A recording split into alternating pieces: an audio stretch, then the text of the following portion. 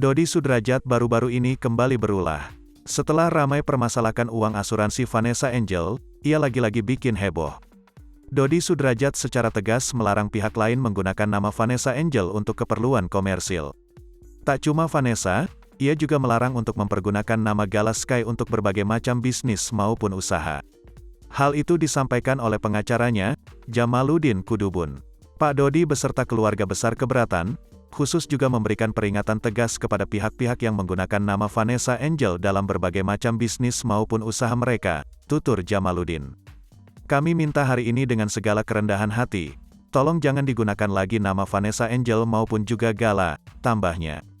Jika ada pihak yang kedapatan mencatut nama Vanessa Angel dan Gala Sky, Dodi Sudrajat tak segan untuk menempuh jalur hukum. Kalau itu ada, itu terjadi, kami akan menempuh jalur hukum terkait hal itu, tegas Jamaluddin. Lebih lanjut, Dodi Sudrajat memperingatkan agar setiap orang yang akan menggunakan nama Vanessa dan Gala untuk izin terlebih dahulu padanya.